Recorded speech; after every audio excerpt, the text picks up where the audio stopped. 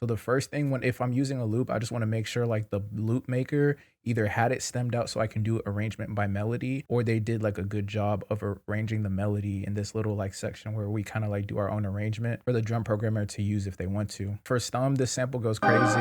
There's change every 8 bars. That's basically what I'm looking for. Honestly, as long as there's at least 3 different sections, I'm good to go. Again, you could just stem it out yourself. I could have used the stems to do it, but keep it a stack with you. I usually don't do that. The first step, honestly, is like either get really good at making your own melodies, understanding like that you need to put like enough textures to make it interesting for the arrangement, or like just get good at picking like samples, like tap in with like really good sample makers. But that's the first thing basically. Now I'm just gonna program some drums on one section, and then we can actually get into the arrangement, because it's like I said, it's a pretty straightforward process. So let's break down these drums. There's something I forgot actually. Like this is important for the arrangement, right? I needed to do a bass line really quickly, and it'll make sense once I start arranging.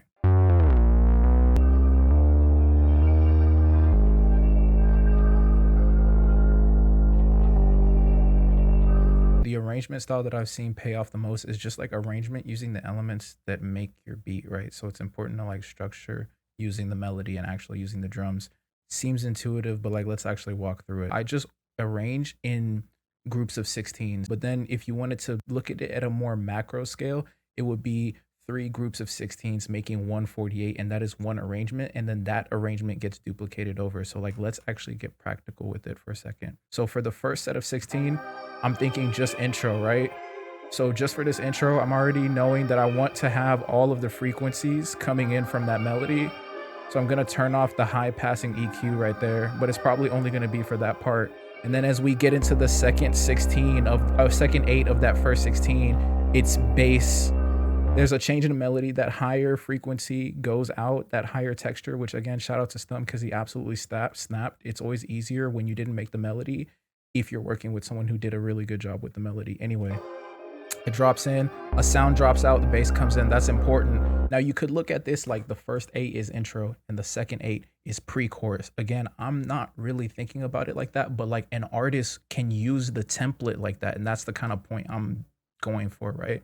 I'm not structuring it like statically, right? I'm just thinking, okay, groups of 16s, groups of 8, groups of 48, and then the artist can use it in any way they want. They could toss it in Pro Tools and just chop it up based on this structure, but because it's like it's based on an actual structure that I'm using, it works for them every single time, and they seem to enjoy it. So boom, that finishes up the first 16. So the next 16 is just, we can start duplicating the drums. It's the actual drop. So for that third 8 or the second set of 16, it's like I'll just bring in the hard drums, but I won't bring in all of them. So I won't bring in, say, this layered, some of these like hats and stuff, probably won't bring in that shaker yet, and I won't bring in that layered snare, and I won't bring in that accenting snare. So right, it's just, it drops like this.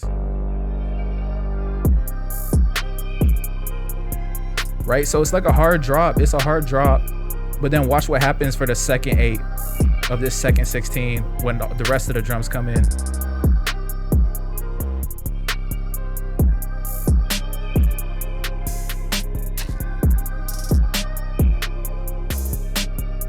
And it's cool because it's just a subtle little thing. It's only a few keys that actually dropped out of the melody, but that's enough to really just change the vibe of the entire thing as the drums drop.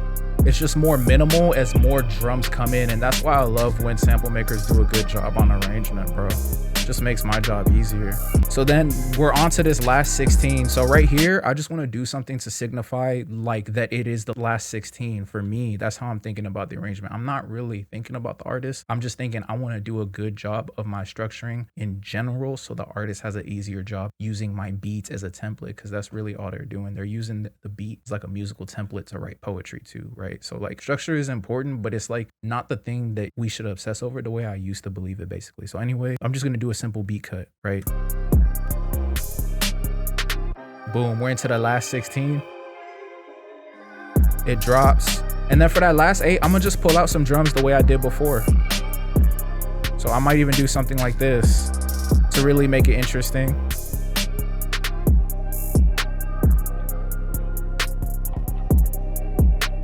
And then have the second half of that 8 have heavier drums.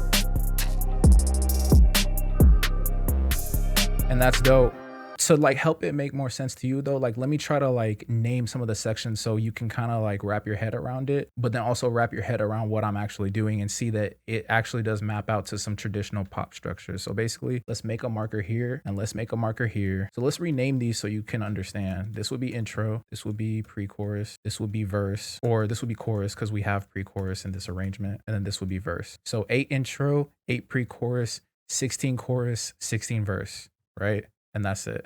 And then I would like duplicate it over and it would start over. But before we get into that, let me just do a couple more things. So right here is a section where I would use like a little bit of a transition effect. I want to put a little bit more emphasis and signification on that transition just because that's how I feel. Basically, there's no other like real reason for me to be doing that. I think it will add to it. So I'm just going to check to see if it adds emphasis to that transition, you know, that change in sections. So yeah, let's grab this riser, one more riser, and let's just arrange that and see how it sounds.